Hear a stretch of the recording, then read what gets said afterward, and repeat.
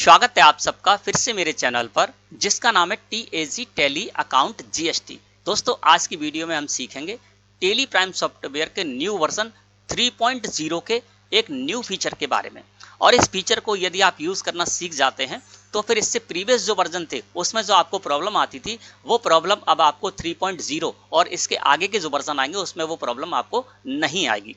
तो वो क्या वो फीचर है, किस तरह से आपके लिए वो यूजफुल है, एक एग्जांपल से समझते हैं। इसके लिए गेटवे ऑफ टैली मुख्य मेन्यू, यहाँ से मैं डिस्प्ले मोर रिपोर्ट्स में गया, फिर यहाँ से गया मैं अकाउंट बुक्स में और फिर गया मैं लेजर में। मैं आ गया यहाँ पर लिस्ट ऑफ लेजर्स में और यहाँ पर हमारी एक बायर पार्टी है दीपक ट्रेडर्स। तो दीपक ट्रेडर्स के लेजर को मैंने सेलेक्ट किया और एंटर प्रेस किया तो दीपक ट्रेडर्स के लेजर में आ गए। अल्ट के साथ F2 प्रेस करके 1 अप्रैल 2023 से लेकर और आज तक का पीरियड में कर देता हूँ। तो दीपक ट्रेडर्स के लेजर को लेकर जो भी मैंने सेल की है वो सारी की सारे सेल्स इनवॉइसेस हमें इस जगह पर दिखाई दे रहे हैं। अब हुआ ये दोस्तों कि दीपक ट्रेडर्स के लेजर को लेकर मैंने 1 अप्रैल 2023 से लेकर और 31 जुलाई 2023 के बीच में यहाँ पर एंट्री कर रखी है। ठीक है, अब प्रॉब्लम क्या है? प्रॉब्लम ये है कि दीपक ट्रेडर्स का जब मैंने लेजर क्रिएट किया था तो देखिए मैं दिखा देता हूँ। जब मैंने इनका लेजर क्रिएट किया था तो यहाँ पर इनको मैंने रजिस्ट्रेशन टाइप में रेगुलर रखा था क्योंकि ये GST में रेगुलर रजिस्टर्ड थे और इसके साथ ही मैंने इनका GSTIN यानी goods and services tax identification number भी डाल रखा था, है ना। इस वजह से क्या हुआ था, ये सारी की सारी जो एंट्री थी हमारी B2B इनवॉइसेस के अंतर्गत चलेंगी GSTR1 में। ठीक है, अब हुआ ये कि 1 जुलाई 2023 को इन्होंने अपना GST रजिस्ट्रेशन कैंसिल करा लिया और इन्होंने हमको बताया कि भैया हमने अपना GST रजिस्ट्रेशन कैंसिल करा लिया 1 जुलाई 2023 से। ठीक है, अब प्रॉब्लम ये है दोस्तों कि अगर मैं इस लेजर को ऐसे ही रखता हूं तो ये सारी की सारी एंट्री यानी 1 जुलाई 2 जुलाई और 31 जुलाई की जो एंट्री है वो हमारी चली जाएंगी B2B इनवॉइसेस के अंतर्गत GSTR1 में। जबकि ये अब ये URD हो गए तो हमको उसमें नहीं ले जाना है इस एंट्री को। और यदि हम इसको URD कर देते इससे प्रीवियस वर्जन में, जैसे इससे प्रीवियस वर्जन होता और उसमें हम जाते और यहाँ पर रेगुलर की जगह इनको URD कर देते, अनरजिस्टर्ड कर देते, तो उससे क्या होता, उससे प्रॉब्लम ये हो जाती कि सारी की सारी जो एंट्री है वो हमारी URD में चली जाती और GSTR1 में वो सारी की सारी एंट्री हमारी B2C जो हमारी एंट्री होती सेल होती उसके अंतर्गत चली जाती। जबकि ये गलत हो जाता क्योंकि 2 जून तक जो मैंने इनको एंट्री कर रखी है, 1 अप्रैल से लेकर 2 जून तक जो सेल कर रखी है वो तो मैंने जो सेल की थी तब ये GST में रजिस्टर्ड थे। अब ये GST में अनरजिस्टर्ड हुए हैं 1 जुलाई से, तो ये 3 जो एंट्री हमारी ये हमारी URD में जानी चाहिए और ऊपर की जो एंट्री है 1 अप्रैल से लेकर 2 जून के बीच में वो हमारी रजिस्टर्ड पार्टी के अंतर्गत जानी चाहिए। अब इससे प्रीवियस वर्जन में हमें क्या करना होता था, इस प्रॉब्लम का सॉल्यूशन हम क्या करते थे, ये करते थे कि हम एक और लेजर क्रिएट करते थे, है ना। और उस लेजर को क्रिएट करके हम क्या करते, इस लेजर को नहीं छेड़ते और एक नया लेजर क्रिएट करते और उस लेजर में दीपक ट्रेडर्स की जो रजिस्ट्रेशन डिटेल है उसमें हम URD कर देते और उस लेजर में ये 3 जो एंट्री 1 जुलाई 2 जुलाई और 31 जुलाई की इन एंट्रियों को हम उस लेजर में जाकर ट्रांसफर कर देते, है ना। तो ये हमें प्रॉब्लम आती है, इसके चक्कर में हमें 2 लेजर क्रिएट करने पड़ते थे। अब आपको जो 3.0 वर्जन है टैली प्राइम सॉफ्टवेयर का और इससे आगे के जो वर्जन आएंगे उसमें आपको ये नहीं करना होगा। आप इसी लेजर में इस तरह से सेटिंग कर लेंगे। उस सेटिंग का फायदा ये होगा कि 2 जून तक 1 अप्रैल से लेकर 2 जून तक जो हमारी एंट्री है वो B2B इनवॉइसेस के अंतर्गत ही शो होती रहेंगी और उससे आगे की जो एंट्री होंगी वो URD में चली जाएंगी 1 जुलाई 2 जुलाई और 31 जुलाई की। तो लेजर हमको एक और नहीं क्रिएट करना है, हम इसी लेजर में सेटिंग कर सकते हैं। कैसे सेटिंग करना है चलिए जानते हैं। इसके लिए मैं आ जाता हूँ इस जगह पर। अब मैं क्या करूंगा, अल्टर में जाऊंगा क्योंकि मुझे अल्टर करना होगा दीपक ट्रेडर्स के लेजर को। तो अल्टर को मैंने सिलेक्ट करके एंटर प्रेस कर दिया और यहाँ से गए हम लेजर में और दीपक ट्रेडर्स के लेजर को हमने अल्ट्रेशन मोड में ओपन कर लिया। अब हम क्या करेंगे, यहीं पर इनके जो लेजर है इसमें इस तरह से चेंजेस कर लेंगे जिससे क्या होगा कि इस लेजर में जो हम चेंजेस करेंगे उसका इफेक्ट ये होगा कि 1 अप्रैल से लेकर 2 जून की एंट्री हमारी B2B इनवॉइसेस के अंतर्गत ही GSTR1 में शो होती रहेंगी और उसके बाद की जो एंट्री है वो हमारी GSTR1 में B2C स्मॉल इनवॉइसेस के अंतर्गत शो होती रहेंगी। तो जब आप इस जगह पर आ जाएं तो आप एंटर प्रेस करते आइए इस जगह पर, है ना। और यहाँ पर जो रेगुलर लिखा हुआ है इसको दोस्तों मैं क्या कर दूंगा, यहाँ पर अनरजिस्टर्ड कर दूंगा क्योंकि अब अनरजिस्टर्ड हो गए। तो इसी लेजर को मैंने यहाँ पर अल्ट्रेशन मोड में ओपन किया और रजिस्ट्रेशन टाइप में अब मैं कर देता हूँ अनरजिस्टर्ड कंज्यूमर को सिलेक्ट, है ना। अब इस जगह पर आ गए तो यहाँ पर जब अनरजिस्टर्ड और कंज्यूमर होंगे तो उनका GSTIN तो होगा नहीं, तो इसको मैं यहाँ से हटा देता हूँ। ठीक है, और इस तरह से मैंने इसको कर दिया। अब मैं क्या करूँगा, एंटर प्रेस करूँगा। जैसे ही मैंने एंटर प्रेस किया तो देखिए इस जगह पर हम आ गए और यहाँ पर आप देखेंगे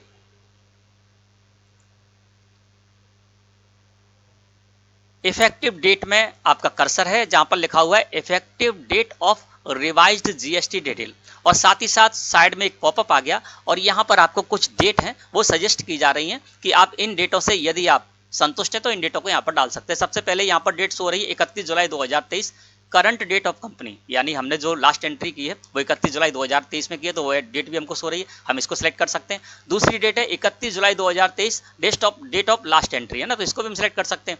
तीसरी डेट है यहाँ पे यार 22 जून 2023 टुडे, यानी अभी हम देखेंगे तो आज की जो डेट है जब मैं वीडियो बनाने जा रहा हूं यहाँ पर, तो उसकी डेट है 22 जून, तो वो डेट भी आपको दिखा रहा है कंप्यूटर डेट। और इसके अलावा 23 जून 2023 भी दिखा रहा है टुमारो कंप्यूटर डेट, यानी आज की जो डेट है उसके अगली डेट। तो आप जिन इसमें से कोई भी डेट आपको अगर सिलेक्ट करनी है सिलेक्ट कर सकते हैं। मैं यहाँ पर करूंगा न्यू इफेक्टिव डेट, क्योंकि मैं जिस डेट से इसको इफेक्टिव करना चाह रहा हूँ वो डेट इसमें नहीं है। तो यहाँ पर न्यू इफेक्टिव डेट को मैंने सिलेक्ट किया और एंटर प्रेस कर दिया। अब यहाँ पर मैं डेट डाल दूंगा, तो डेट क्या है 1 जुलाई 2023, तो मैंने यहाँ पर डाल दिया 1 जुलाई 2023 और एंटर प्रेस कर दिया। और इसको इस तरह से मैंने एक्सेप्ट करने के लिए यहाँ पर वाई प्रेस कर दिया कीबोर्ड से, है ना। अब दीपक ट्रेडर्स के लेजर को देखेंगे तो यहाँ पर ये अनरजिस्टर्ड शो होने लगा।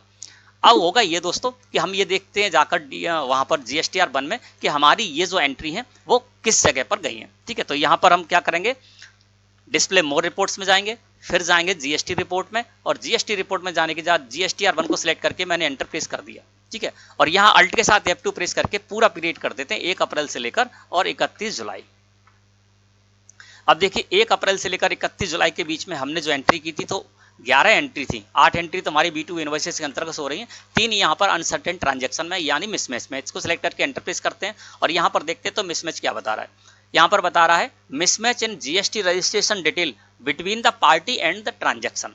अब ये जो 3 एंट्री कौन सी है, देखिए 3 एंट्री वही हमारी मिसमैच में गई हैं जो एंट्री हमने यहाँ पर 1 जुलाई 2 जुलाई और 31 जुलाई की मैंने कर रखी है। वो इसलिए मिसमैच में दिखा रहा है क्योंकि हमने क्या किया था, एंट्री कर रखी थी पहले 31 जुलाई तक, है ना। उसके बाद हमने ये चेंजेस किया है, चेंजेस भले ही हमने 1 जुलाई से किया है लेकिन एंट्री हम पहले कर रखे थे, तो वो एंट्री उन्होंने इस जगह पर हमारी मिसमैच में डाल दी टेली प्राइम सॉफ्टवेयर ने, है ना। और क्या कह रहा है यहाँ पर कि mismatch in GST registration detail between the party and the transaction, यानी आपने जो ट्रांजेक्शन किए और उसके बाद आपने जो पार्टी थी आपकी उसकी जो GST डिटेल में आपने परिवर्तन किया है ना, उसके बीच में जो है ना वो मिसमैच है। तो इसको सॉल्व करने के लिए आपको क्या करना होगा, चलिए वो भी बता देते हैं। इसको क्या करना है, आपको यहाँ पर सिलेक्ट करके एंटर प्रेस कर देंगे तो ये तो आपको एंट्री दिखने लगेगी। और आपको ये तो 3 मिसमैच में आपकी एंट्री पड़ी है, इनको सही करने के लिए नीचे आना होगा। नीचे यहाँ पर है आउटवर्ड सप्लाईज के अंतर्गत mismatch in GST registration detail between the party and the transaction, है ना। तो इसको सिलेक्ट करके हम एंटर प्रेस करेंगे। ये तीनों एंट्री हमें इस जगह पर मिल गई। अब आपको क्या करना है, एंटर प्रेस करना है। जैसे आप एंटर प्रेस करेंगे तो आपके सामने स्क्रीन इस तरह से अपीयर होगी, है ना।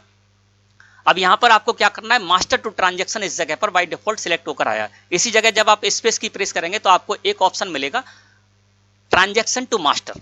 एक तो है मास्टर टू ट्रांजैक्शन और दूसरा है ट्रांजैक्शन टू मास्टर। यानी हम यहाँ पर यदि मास्टर टू ट्रांजैक्शन कर देते हैं, ठीक है, तो यहाँ पर क्या होगा, इसका मतलब ये हो जाएगा दोस्तों कि यहाँ पर है एज पर ट्रांजैक्शन। तो हमसे ये कहा जा रहा है कि जब आपने ट्रांजैक्शन किया था, है ना, एज पर ट्रांजैक्शन में है, तो एज पर ट्रांजैक्शन में हमें डिटेल्स हो रही GST की डिटेल जब हमने दीपक ट्रेडर्स के लेजर को क्रिएट करते डाल रखी थी। तो हमसे यहाँ पर यह कहा जा रहा है कि एज पर ट्रांजैक्शन यानी जब आपने ट्रांजैक्शन किया था, तो वास्तव में सही है कि जब हमने ट्रांजैक्शन किया था तब हमने दीपक ट्रेडर्स के लेजर को GST में रजिस्टर्ड ही रखा था। तो यहाँ पर कहा जा रहा है कि एज पर ट्रांजैक्शन जब आपने ट्रांजैक्शन किया था तब आपका जो GST डिटेल थी वो ये थी। और एज पर मास्टर, और अब आपने जो मास्टर क्रिएट कर रखा है उस हिसाब से आपने इसको अनरजिस्टर्ड कंज्यूमर कर रखा है। तो आप क्या करना चाहते हैं, मास्टर टू ट्रांजैक्शन करना चाहते हैं, यानी जैसा आपने मास्टर अब बना रखा है उसके हिसाब से ट्रांजैक्शन को सेट करना चाहते हैं, या ट्रांजैक्शन के हिसाब से मास्टर को सेट करना चाहते हैं, तो वो आप यहाँ पर कर सकते हैं। तो मैं क्या करूंगा, मास्टर के हिसाब से अभी जो मैंने मास्टर क्रिएट कर रखा है, बना रखा है, उसी के हिसाब से ट्रांजैक्शन को सेट करना चाहता हूँ। तो यहाँ पर मास्टर टू ट्रांजैक्शन को मैंने सिलेक्ट करने दिया और एंटर प्रेस कर दिया। अगली एंट्री को भी लिया और यहाँ पर भी मैंने master to transaction apply changes from में मास्टर टू ट्रांजैक्शन रहने दिया और इसको एक्सेप्ट करा दिया। तीसरी एंट्री थी, 2 एंट्री हमारी मिसमैच से हट गई। तीसरी एंट्री इसको भी मैंने सिलेक्ट करके एंटर प्रेस किया, अप्लाई चेंजेस फ्रॉम में मैंने मास्टर टू ट्रांजैक्शन रहने दिया और इसको इस तरह से एक्सेप्ट करा दिया। अब हम चलते हैं इस जगह पर, फिर हम आ जाते हैं GSTR 1 में। अब देखिए हमारी 11 की 11 एंट्रियां यहाँ पर शामिल हो चुकी हैं GSTR 1 में। GSTR 1 रिपोर्ट में हमारी 11 एंट्री थी वो सोने लगी। 8 एंट्री जो है हमारी वो यहाँ पर देखिए B2B इनवॉइसेस के अंतर्गत सो रही हैं और 3 एंट्री हमारी सो रही हैं B2C स्मॉल इनवॉइसेस के अंतर्गत। और यही हम चाह रहे थे क्योंकि हमने चेंजेस कर लिया, लेजर एक ही रखा, दूसरा लेजर क्रिएट नहीं किया, और उस लेजर में हमने जो भी चेंजेस करने थे हमने चेंजेस कर दिए। वो चेंजेस अप्लाई हो गए 1 जुलाई 2023 और उसके आगे की डेट के लिए। और देखिए ये जो 8 एंट्री हमारी B2B इनवॉइसेस के अंतर्गत गई हैं, इनको देख लेते हैं। तो ये सारी की सारी एंट्री हमारी कौन सी है, देखिए 1 अप्रैल से लेकर और 2 जून के बीच में है। तो 1 अप्रैल से लेकर 2 जून के बीच में सारी की सारी एंट्री हमारी B2B इनवॉइसेस में सो रही है, यानी हमारा जो वायर था उसका जो लेजर था वो जीएसटी में रजिस्टर्ड का लेजर था, वही बिहेव कर रहा है। और 3 एंट्री देखेंगे B2C स्मॉल इनवॉइसेस के अंतर्गत आ गई, तो इनमें तीनों एंट्री हमारी वही सो रही है। एक एंट्री हमारी ये है और 2 एंट्री हमारी ये है। तो ये सारी की सारी जो एंट्री यहाँ पर सो रही है 5% वाली है। तो देखिए ये एंट्री हमारी 2 जुलाई वाली एंट्री सो रही है। और इसके बाद इसके नीचे आ जाएंगे तो ये देखिए 1 जुलाई और 31 जुलाई वाली दोनों एंट्री इस जगह पर सो रही है। तो जुलाई वाली जो एंट्री थी, है ना, जो हमने चेंजेस किया था, तो 1 जुलाई से बाद की जो एंट्री थी वो हमारी B2C स्मॉल इनवॉइसेस के अंतर्गत सोने लगी। अब ये जो हमारी 3 एंट्री मिसमैच में गई थी वो इसलिए गई थी दोस्तों क्योंकि हमने चेंजेस बाद में किया था, एंट्री पहले कर ली थी। अब मैंने चेंजेस कर लिया है, अब हम इसके लेजर को लेकर आगे जो भी एंट्री करेंगे वो एंट्री हमारी मिसमैच में नहीं जाएंगी, वो से एंट्री हमारी सीधे के सीधे B2C स्मॉल इनवॉइसेस के अंतर्गत शो होने लगेंगी, है ना। अब आते हैं इस जगह पर। अब देखिए दोस्तों, आपने जो चेंज किया था लेजर में, जो हमने दीपक ट्रेडर्स का जो लेजर था उसमें जो चेंजेस किया था वो कहाँ दिखेगा, किस तरह से दिखेगा, चलिए उसको भी जानते हैं। इसके लिए हम फिर क्या करते हैं, यहाँ से अल्टर में आ जाते हैं। अल्टर को सिलेक्ट करके मैंने एंटर प्रेस कर दिया, लेजर को सिलेक्ट करके एंटर प्रेस कर दिया और यहाँ पर दीपक ट्रेडर्स के लेजर में आ गए। अब देखिए दीपक ट्रेडर्स का लेजर हमने अल्ट्रेशन मोड में ओपन कर लिया है। अब आप कभी ये देखना चाहते हैं कि दीपक ट्रेडर्स का लेजर के बारे में जानकारी लेना चाहते हैं कि कब हमने इसको रजिस्टर्ड रखा था, कब हमने इसको यूआरडी किया था, तो वो आप कभी भी आकर यहाँ पर देख सकते हैं। इसके लिए क्या करना है, जिस भी लेजर के बारे में आपको ये जानकारी लेना है उस लेजर को अल्ट्रेशन मोड में ओपन कर लीजिए, जिस तरह से कि मैंने दीपक ट्रेडर्स के लेजर को अल्ट्रेशन मोड में ओपन कर लिया। अब यहाँ पर देखिए रजिस्ट्रेशन टाइप में अनरजिस्टर्ड हो रहा है। अब हम साइड में बटन बार इस जगह पर आएंगे और यहाँ पर दोस्तों आपको बटन लिखा हुआ मिलेगा मोर डिटेल्स, है ना। तो आपको क्या करना है, मोर डिटेल्स का जो बटन है इस पर कर दीजिए क्लिक, या कंट्रोल के साथ आई प्रेस करिए कीबोर्ड से। मोर डिटेल के बटन पर मैंने क्लिक किया तो स्क्रीन हमारे सामने इस तरह से अपीयर हो गई। और यहाँ पर आने के बाद आपको क्या करना है, शो मोर पर कर्सर ले जाना है और इसको सिलेक्ट करके एंटर प्रेस कर देना है। तो यहाँ पर सारे के सारे फीचर है वो आपको मिल जाएंगे। अब सबसे नीचे आपको यहाँ आ जाना है, इस जगह देखेंगे तो यहाँ पर लिखा हुआ है स्टेटरी रजिस्ट्रेशन डिटेल, और इसके नीचे आएंगे तो यहाँ पर है GST registration detail unregistered consumer, यानी हमने जो जीएसटी रजिस्ट्रेशन डिटेल डाल रखी है वो अनरजिस्टर्ड कंज्यूमर में कर रखा था, ठीक है। इसका नीचे देखिए यहाँ पर है GST registration detail history value exits, इसको सिलेक्ट करके आप एंटर प्रेस करिए। जैसे ही आप इसको सिलेक्ट करके एंटर प्रेस करेंगे तो देखिए यहाँ पर आपको इस तरह से लिखा हुआ मिलेगा एप्लीकेबल फ्रॉम में 1 अप्रैल 2023, और रजिस्ट्रेशन की हिस्ट्री जो है वो हमें इस जगह पर दिखाई दे रही है। 1 अप्रैल 2023 एप्लीकेबल फ्रॉम है, 1 अप्रैल 2023 को जब हमने लेजर क्रिएट किया था तो रजिस्ट्रेशन टाइप में हमने इनको रेगुलर रखा था, ठीक है ना। और रेगुलर रखने के बाद यहाँ पर इनका जीएसटी आइन भी हमको सो रहा है।